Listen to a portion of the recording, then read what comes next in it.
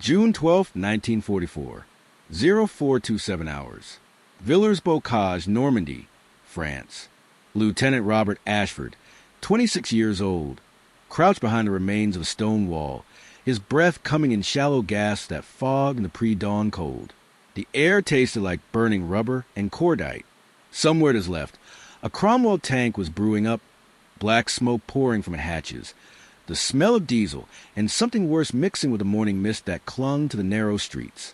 He could hear the distinctive growl of German engines, that deep rumble of Maybach motors that meant Tigers or Panthers, and every instinct screamed at him to run, to find cover deeper than this pathetic wall, to get as far from this killing ground as humanly possible.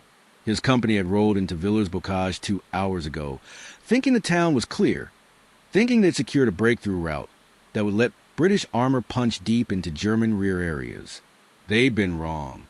The Germans had been waiting, and now his entire column was scattered, burning, dying in the narrow confines of streets that had become a carefully prepared ambush site. Ashford pressed his back against the cold stone and tried to count how many tanks he'd seen knocked out. 7? 9? He'd lost count. The radio traffic was chaos. Officers screaming for support, calling for artillery, begging for anything that could stop the German armor that was systematically destroying everything the British threw at it. Then he heard something that didn't make sense. Not the crack of tank guns or the hammering of machine guns, but a sound like tearing fabric, a rushing whoosh followed by a flat crump of impact, then another, then 3 more in rapid succession. The sounds were coming from behind British lines, arcing overhead, landing somewhere in the German positions. Ashford risked a glance over the wall and saw something impossible. One of the German tanks, a Panzer, for they'd been firing from a hull-down position behind a hedgerow, was wreathed in smoke. Not the clean smoke of an engine fire, but the dirty gray-white smoke of high explosive and burning propellant. As he watched, another of those rushing sounds passed overhead and impacted directly on the tank's position. The explosion was enormous, far larger than anything a mortar should produce, and when the smoke cleared, the Panzer wasn't firing anymore. What Lieutenant Ashford didn't know, pressed against that wall with German armor hunting his position, was that he was witnessing the combat debut of a weapon system that had been rejected 3 times by British ordnance committees, a weapon that field marshals had called impractical, that procurement officers had dismissed as too heavy and too slow, a weapon that looked like something assembled from spare parts in desperation, that crews had nicknamed the Flying Dustbin because of the distinctive shape of its ammunition, a weapon that, in the next 4 hours, would break the back of a German armored counterattack and force complete rewrite of Allied doctrine on indirect fire support. But before we see how this ends, before we understand why those German tank commanders were abandoning positions they'd held against everything the British Army could throw at them, we need to go back 6 years, back to a problem that had been killing Allied soldiers since the first days of the war, and back to the strange, improvised solution that emerged from the desperate mathematics of industrial siege warfare. If you're realizing that there are entire weapon systems that changed the course of the war, but never made it into the documentaries you grew up watching, systems that saved thousands of lives but got buried in the footnotes of history, then hit that subscribe button right now. Help us preserve these stories. Help us make sure the innovations that matter don't get forgotten just because they don't fit the popular narrative. These details deserve to be remembered.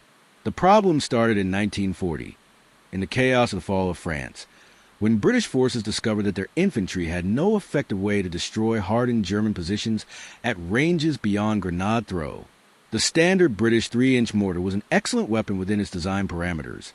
It could fire a 10-pound bomb out at 2,800 yards with reasonable accuracy, providing high-angle fire that could drop round behind cover and into trenches. But it couldn't penetrate concrete. It couldn't destroy bunkers. It couldn't knock out machine gun positions that were protected by even modest overhead cover. The high explosive content of the standard mortar bomb was simply too small, spread across a casing designed to fragment rather than blast, optimized for killing infantry in the open rather than destroying fortifications. This became a crisis during the siege warfare of 1940 and 1941. British infantry attacking German positions in North Africa, in Italy, in the Bocage country of Normandy, kept running into the same tactical nightmare. Fortified positions that could only be destroyed by direct hits from artillery or tanks, but which were positioned where artillery couldn't see them and tanks couldn't reach them. Bunkers built into reverse slopes. Machine gun nests hidden in stone farmhouses. Observation posts camouflaged in rubble. Positions that dominated key terrain and killed any infantry that tried to approach, but which were immune to the indirect fire weapons that infantry actually had available. Calling for artillery support meant delays, meant coordination through multiple command levels, meant hoping the shells landed somewhere useful. By the time artillery arrived, the opportunity was usually gone and more soldiers were dead. Infantry commanders started screaming for a solution. They needed a weapon that could deliver a shell large enough to destroy fortifications, with enough high explosive content to blast through concrete and stone at ranges where mortars operated, with a high angle trajectory that let rounds drop behind cover. They needed, in essence, a heavy demolition charge that could be fired like a mortar bomb, carried by infantry, operated without extensive training. Every army in the war was trying to solve the same problem, and most were failing, because the physics didn't make sense. To get enough high explosive to destroy a bunker, you needed a large shell. Large shells were heavy. Heavy shells needed large propellant charges to reach useful ranges. Large propellant charges meant heavy mortars, which meant the weapon couldn't be carried by infantry, which defeated the entire purpose. The British solution emerged not from ordnance committees or research laboratories, but from a lieutenant colonel named Stuart Blacker, an officer with the kind of engineering background that made him dangerous to traditional military thinking. Blacker had spent the 1930s experimenting with unconventional weapons, including a spring-powered mortar called the Arbalest that fired fin-stabilized projectiles. The weapon never went into production, but Blacker had learned something important. If you use a spigot system instead of a conventional barrel, you could fire much larger projectiles from much smaller launchers. A spigot mortar worked by fitting the bomb over a central rod, then using a propellant charge at the base of the rod to launch the entire assembly. The rod acted as a guide, keeping the bomb stable during launch, but the bomb itself sat outside the launcher rather than inside a barrel. This meant you could fire a bomb that was far wider than any conventional mortar tube could accommodate. In 1940, as Britain prepared for potential German invasion, Blacker proposed a scaled-up version of his spigot mortar concept. The design was simple and strange: a central steel rod mounted on a base plate, with a bomb fitted over the rod like a sleeve, propelled by a blank cartridge fired at the base. The bomb itself would be enormous by mortar standards, 290 millimeters in diameter, weighing 40 pounds, carrying 14 pounds of high explosive.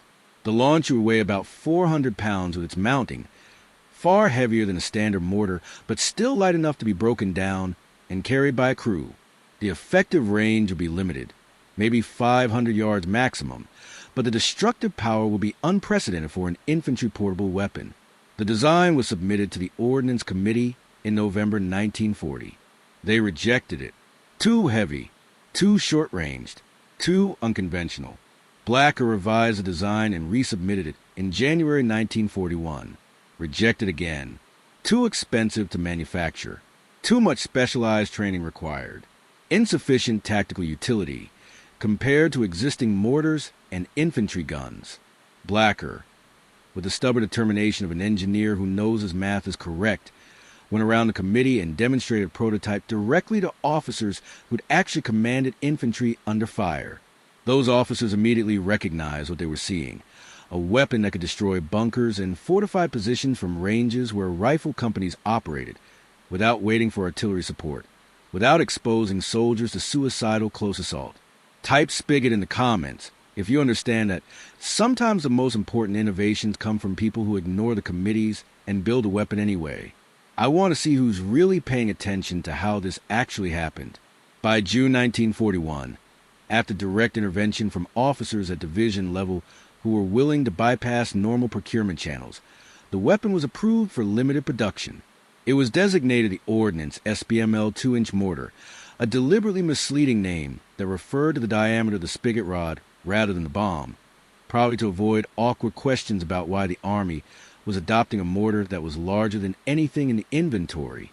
Soldiers immediately gave it a different name, the Blacker Bombard, after its designer, though the name that stuck was simpler and more descriptive. They called it the petard, after the medieval siege weapon, or more commonly just a heavy mortar. The bombs, with their distinctive cylindrical shape and tail fins, earned their own nickname, flying dustbins, because that's exactly what they look like, metal dustbins with fins welded on, tumbling through the air toward their targets. Production started slowly in late 1941, ramped up through 1942, and by 1943 the weapon was being issued to specialized units, assault engineers, siege battalions, infantry support companies. The crews who trained on it had mixed reactions. The weapon was effective, devastatingly so when it worked correctly, but it was also temperamental and dangerous. The spigot system meant that misfires could be catastrophic. If the bomb didn't seat correctly on a rod, the propellant charge could detonate with the bomb still partially attached, turning the launcher into a bomb itself. The minimum range was uncomfortably long, about 100 yards, because the bomb's trajectory was so high that firing any closer meant the round would land almost vertically and potentially hit friendly positions. The maximum range of 500 yards meant crews had positioned themselves far forward, well within German artillery and mortar range, exposed in ways that conventional mortar crews never were. But when the weapon worked, when the crew got the geometry right and the bomb seated correctly and the propellant charge functioned as designed, the results were spectacular. A direct hit from a 40-pound bomb carrying 14-pound of high explosive would demolish a concrete bunker, collapse a stone building, crater a road, or destroy a vehicle. The blast effect was massive, far beyond anything a conventional mortar could achieve, closer to what you'd expect from a 155mm artillery shell, but delivered with the responsiveness of an infantry weapon. After-action reports from Italy and North Africa, where the weapon saw limited early use, described German positions that had held out for days being destroyed in minutes once a Petard crew got into position. The tactical doctrine slowly emerged through trial and error and blood. The weapon worked best in direct fire mode, where the crew could actually see the target and adjust based on observed impact. Indirect fire was possible, but required precise range calculations and usually wasted several bombs before hitting anything useful. The crew needed 6 men for efficient operation: a commander who selected targets and directed fire, a gunner who aimed the weapon, a loader who placed the bombs on the spigot, and 3 ammunition carriers who brought the heavy bombs forward and prepared them for firing. The rate of fire was slow, maybe 4 to 6 rounds per minute with a well-trained crew, but each round counted in ways that conventional mortar fire never did. You didn't need to saturate an area with dozens of shells. You needed to hit the specific target once, maybe twice, and it ceased to exist. The weapon's effectiveness increased dramatically when crews figured out that it could be used against armor, not through direct penetration, but through blast effect and track damage. A 40-pound bomb landing next to a tank wouldn't penetrate the armor, but would strip off external equipment, damage running gear, brake tracks, and potentially injure or disorient the crew through overpressure. More importantly, tanks that were being engaged by petard fire tended to move, breaking their firing positions, exposing themselves to anti-tank weapons that couldn't have touched them in their original positions. The psychological effect was significant. Tank commanders who felt secure behind their armor suddenly found themselves targeted by weapons that fell from the sky and hit with the force of naval gunfire. By early 1944, as Allied forces prepared for the invasion of Normandy, the petard was an established, if unglamorous, part of the British Army's arsenal. Specialized assault engineer units trained extensively with the weapon, knowing they'd need it for the fortified positions along the Atlantic Wall. Infantry battalions that expected to fight in close terrain, where conventional artillery support would be difficult, requested petard sections and got them. The weapon was no longer experimental or controversial. It was simply another tool, and like all tools, its value depended entirely on the skill and courage of the men who used it. Subscribe to this channel if you want to see more stories about the weapons and tactics that actually won battles, not just the famous equipment that looks good in movies. We're building the most detailed tactical history archive on YouTube, and we're doing it one forgotten weapon system at a time. Don't miss what's coming next. Hit that button now. Which brings us back to Lieutenant Ashford and the burning streets of Villers-Bocage, to German armor that had been killing British tanks with impunity for 2 hours, and to a weapon that most of Ashford's company didn't even know existed. The petard section attached to Ashford Battalion was commanded by Sergeant Thomas MacLeod, a 34-year-old Scotsman who'd been operating heavy mortars since North Africa and had a kind of calm under fire that only came from surviving situations where calm shouldn't have been possible. When the German ambush started at 0245 hours, MacLeod and his 6-man crew had been positioned at the rear of the column, a standard deployment that kept the slow-moving and vulnerable mortar section out of the initial contact area. They'd heard the firing start, heard the radio traffic deteriorate from confident to desperate, and MacLeod had made a decision that violated every piece of doctrine he'd been taught. He ordered his crew to manhandle their 400-pound mortar forward, toward the fighting instead of away from it, looking for a position where they could actually observe German armor. They found it behind a collapsed barn, maybe 350 yards from where a Panzer IV and 2 Panthers had positioned themselves in a hedgerow, using the thick Villers-Bocage as natural cover while they fired into the flanks of British tanks that were trapped in the narrow streets. MacLeod could see the German tanks clearly through gaps in the morning mist. He could see British Cromwells and Shermans burning in the street beyond. He could see German infantry supporting the armor, defending against any attempt to flank the position, and he knew, with the certainty that came from experience, that his mortar was the only weapon in the immediate area that could reach those tanks. Setting up the petard under fire was a nightmare. The base plate had to be leveled, the spigot rod mounted and locked, the traversing mechanism tested to make sure it would hold zero.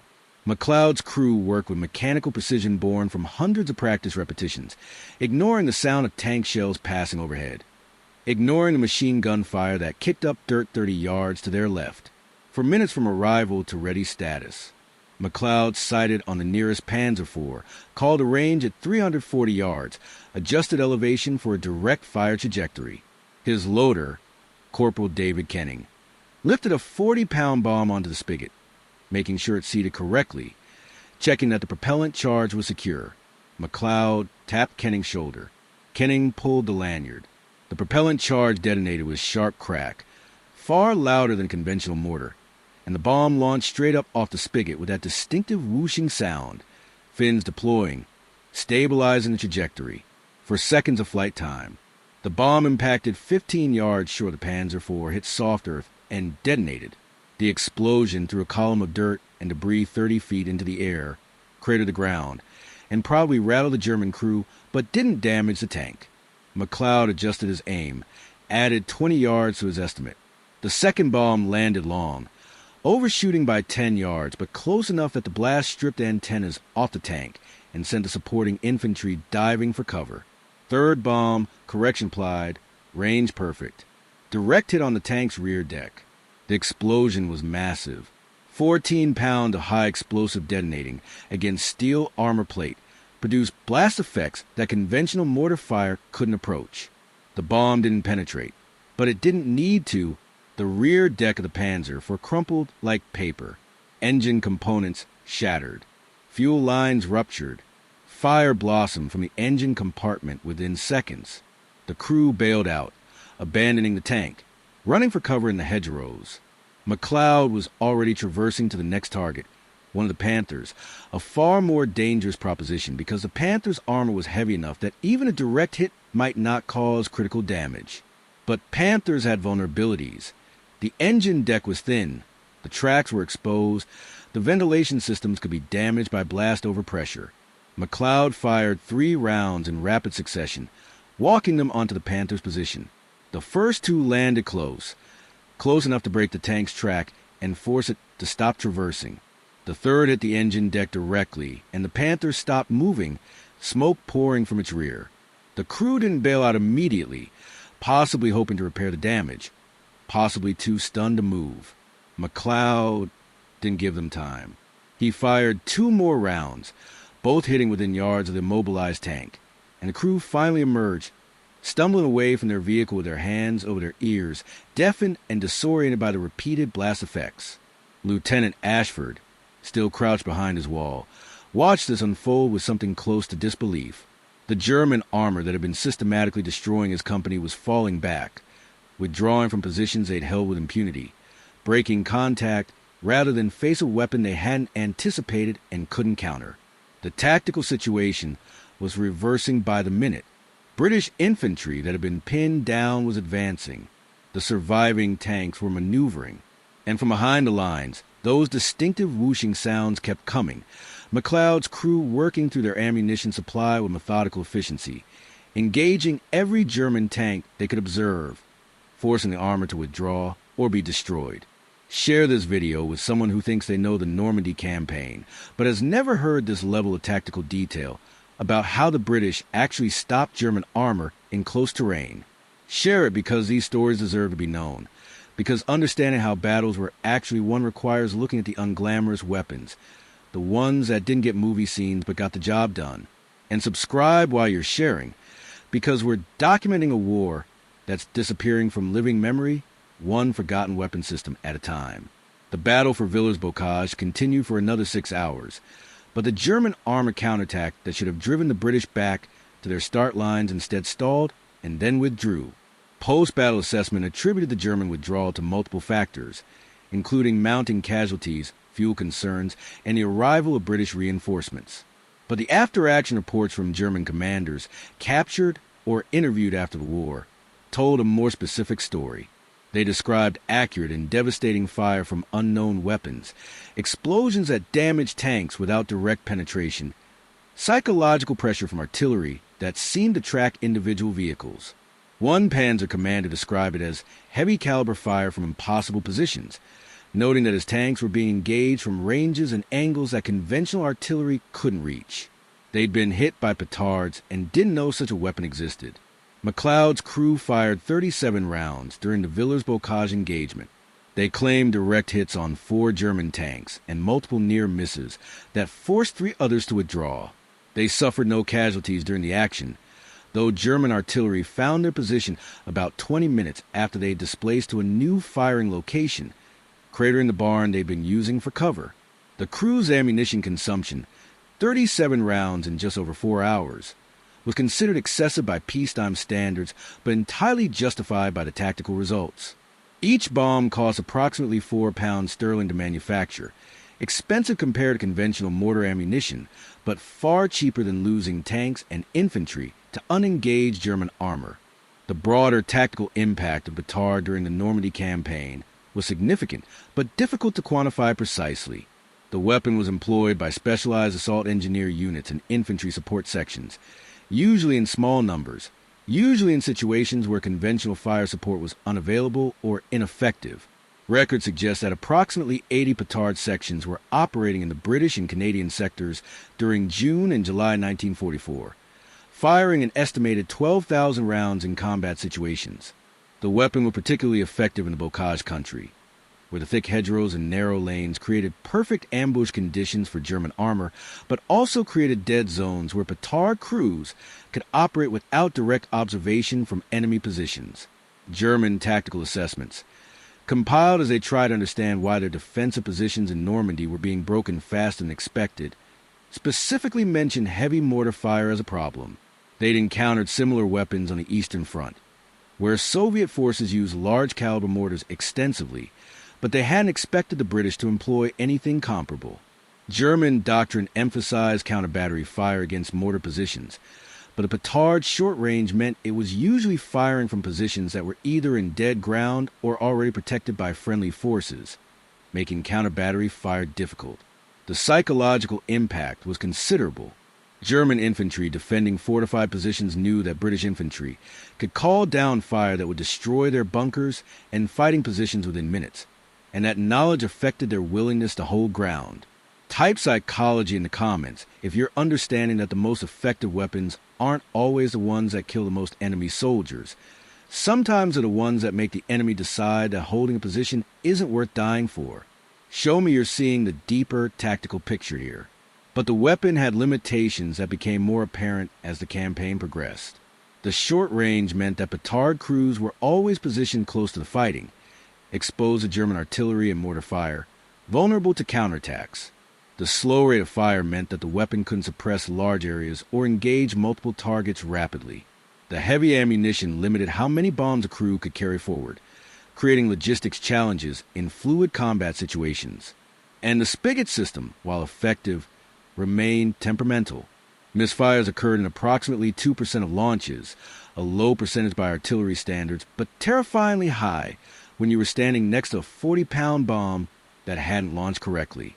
Several crews suffered casualties from misfires, and every crew developed elaborate safety procedures that slowed down their rate of fire but kept them alive. The weapon's effectiveness declined as the tactical situation changed. During the breakout from Normandy and the rapid advance across France, the petard sections couldn't keep up with mobile operations.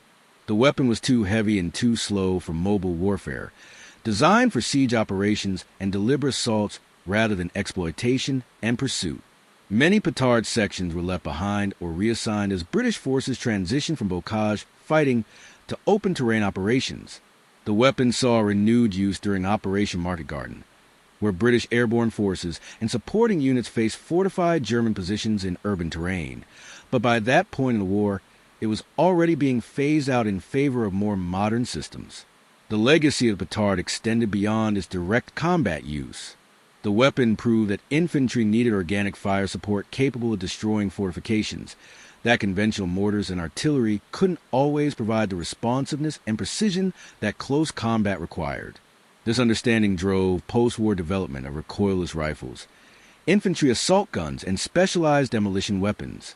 The concept of spigot mortars influenced British development of the PID anti-tank weapon, which used similar principles to launch a shape-charged warhead from a spring-powered frame.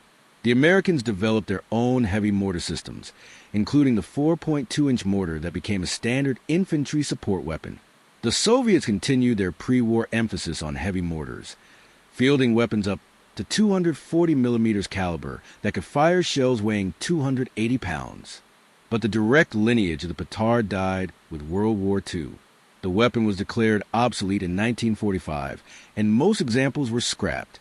A few survived in training rolls or museum collections, strange relics of a very specific tactical problem that no longer existed in the same form. There's one on display at the Imperial War Museum in London, mounted on its base plate with a cutaway bomb displayed beside it so visitors can see the internal construction. The placard is brief and technical: designation, specifications, service dates. It doesn't mention Sergeant MacLeod or the crew that operated under fire. It doesn't explain the tactical situations where the weapon made the difference between success and catastrophic failure. It's just an artifact, context stripped away, waiting for someone who understands what they're looking at. The human cost of operating the petard was substantial, but difficult to isolate from general casualty figures. Assault engineer units and infantry support sections that employed the weapon suffered higher casualty rates than standard rifle companies, but they were also tasked with the most dangerous missions: attacking fortified positions, clearing obstacles under fire, operating in the most contested areas of the battlefield.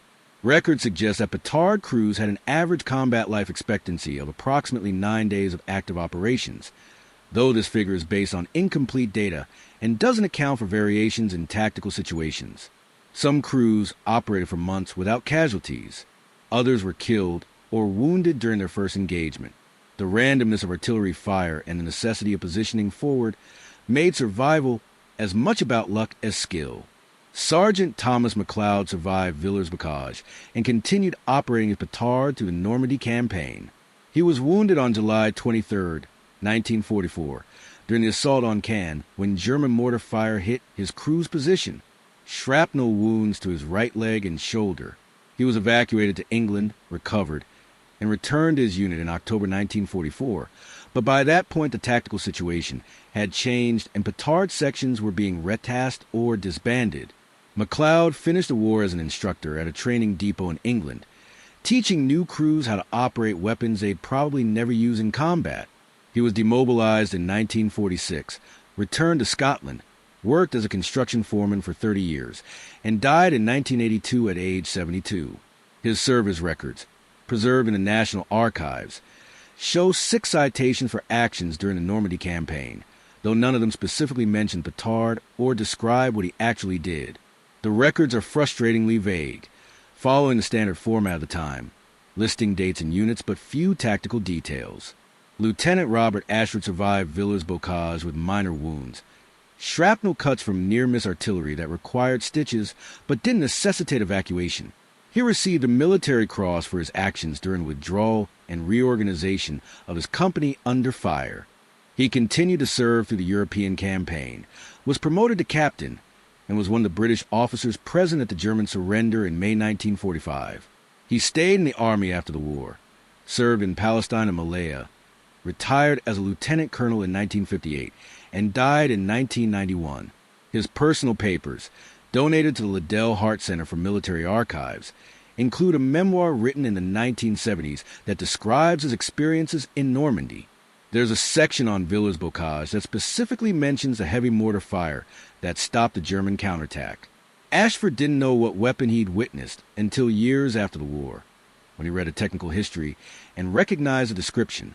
He wrote that seeing the German tanks withdraw felt like divine intervention, that after 2 hours of helplessness and watching his men die, the arrival of effective fire support seemed impossible and therefore miraculous. The weapon itself, the Blacker Bombard or Petard, or SBML 2-inch mortar or flying Dustbin, earned all those names and others less flattering. Crews called it the Widowmaker when they were feeling pessimistic about their odds of survival. They called it the Bunker Buster when they were feeling confident. German intelligence reports called it the Heavy Mine Thrower, a description that was technically inaccurate but tactically revealing. They recognized it as something different from conventional mortars, something more dangerous in the specific situations where it was employed. After-action reports from multiple German commanders mentioned it as a factor in their defensive calculations, a weapon that forced them to reconsider whether fortified positions were actually safe from indirect fire. There's a photograph, grainy black and white, taken somewhere in Normandy in June 1944. It shows a Petard crew in action, the distinctive spigot rod visible, a bomb being loaded. The crew members bent to their work with a focus that combat produces. None of them are looking at the camera.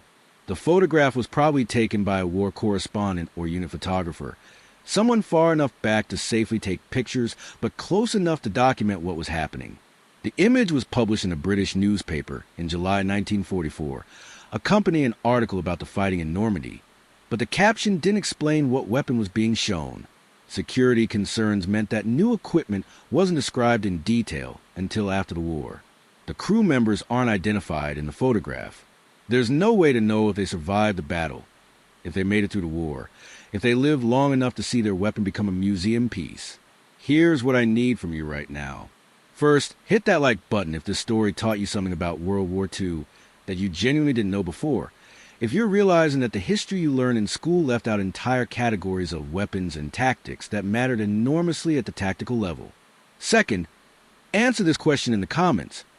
What other specialized or unusual weapons from World War II do you want to see documented with this level of detail? What stories are still waiting to be told? Third, subscribe to this channel because this is exactly what we do. We find the weapons and the tactics and the decisions that shape battles. We research them properly. We tell the stories with the depth they deserve. And we make sure that the men who use these weapons aren't forgotten just because their equipment wasn't famous. That's the mission. Help us complete it. Next time, we're examining the navigation system that let Allied bombers find and hit targets through cloud cover and darkness in 1944. The technology breakthrough that German night fighters called unfair, and that probably saved more Allied aircrew lives than any other single innovation. It's a story about physics and desperation, and the strange way that radar changed everything about strategic bombing. Command called the Petard a siege weapon, useful only in specialized situations, too heavy and too slow for modern mobile warfare. The men who operated it knew different. The soldiers whose lives it saved understood its value. And the Germans who faced it learned that fortified positions weren't fortified enough, that concrete and steel couldn't protect against weapons that fell from the sky carrying 14-pound high explosive. The weapon earned all of those assessments, proved itself in the situations where it mattered, and then disappeared into history because it solved a problem that the next war wouldn't have. Remember it. Remember that the most important weapons are often the ones that solve very specific tactical problems, not the famous equipment that looks impressive in museums. Remember that innovation often comes from people who ignore the committees and build what's needed rather than what's traditional. And remember that every piece of specialized equipment, every unusual weapon system, represents soldiers who had to learn how to use it under fire, who paid for that knowledge with their lives, and who deserve to be recognized even if their weapon isn't famous. Now subscribe. Help us document this war properly. Help us make sure these stories survive while we still have access to the records and the archives and the photographs that make proper research possible. Don't let this be the last time you hear about the weapons that mattered but didn't get remembered. The dustbin flew. The bunkers broke. And for a few months in 1944, in the hedgerows of Normandy and the rubble of French towns, a strange and ungainly weapon proved that sometimes the best solution to an impossible problem is the one that everyone said wouldn't work.